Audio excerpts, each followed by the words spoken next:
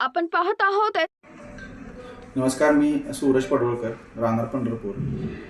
ही पत्रकार परिषद घेण्याचं कारण असं की सांगोला येथील सराईत गुन्हेगार आणि गुटखा माफिया यांना अटक करावी आणि यांचे अवैध धंदे कायमस्वरूपी बंद करावे हे आहे. मी मागील 5 महिन्यापासून सोलापूर येथील अन्न आणि औषध कार्यालय येथे अर्ज करत होतो, परंतु तेथील जे अधिकारी आहेत श्री जिंतूरकर आणि श्री भुसे यांच्यामार्फत कोणत्याही प्रकारची कारवाई घेतली जात नव्हती.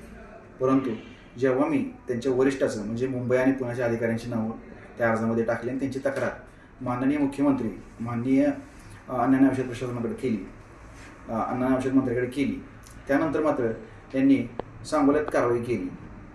परंतु कारवाई करत असताना त्यांनी अर्धवट कारवाई केलेली आहे.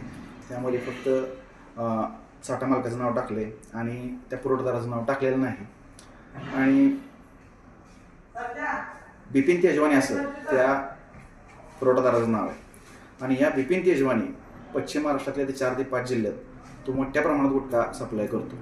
आणि जवळजवळ यांनी एक पिढी संपवायचं म्हणजे एक पिढी संपण्यासाठी हा बिपिन तेजवानी कारणीभूत आहे. आता मागच्या गुन्ह्यामध्ये त्याच्यावर FIR असून आत्तापर्यंत त्याला अटक झालेली नाही.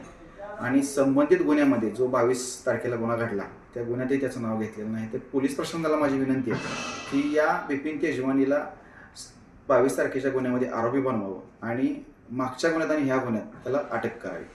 तसेच दिलीप मस्के जो 22 तारखेच्या गुन्ह्यामध्ये त्याचं नाव आहे आणि टेंभुर्णीत घडलेल्या एका गुन्ह्यामध्ये त्याचं नाव होतं, मागच्या महिन्यात त्याचा त्यामध्ये जामीन झालेला आहे.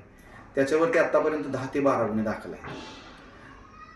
आणि पश्चिम महाराष्ट्रातल्या सोलापूर असेल, सांगली असेल, पुणे असेल या जिल्ह्यात त्याच्यावरती गुन्हे दाखल आहेत. परंतु त्याला एकाही गुन्ह्यात अटक होत नाही. अटक तर होतच नाही, त्याच्यावर प्रतिबंधित कारवाई होत नाही. आणि त्याने हे गुटख्याचा धंदा दुसऱ्याच्या नावावर चालू करून इतर जिल्ह्यात अभिमस्के नावाच्या व्यक्तीवर चालू करून त्याच्यावरही 8 ते 9 गुन्हे दाखल झालेले आहेत. आणि त्यालाही अजून कुठल्याही गुन्ह्यात अटक झालेली नाही.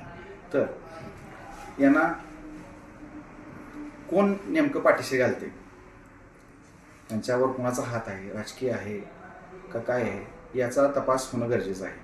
आणि मी आपल्या माध्यमातून ही विनंती करतो की आपणही या गोष्टीचा पाठपुरावा करावा आणि पोलीस प्रशासनालाही विनंती करतो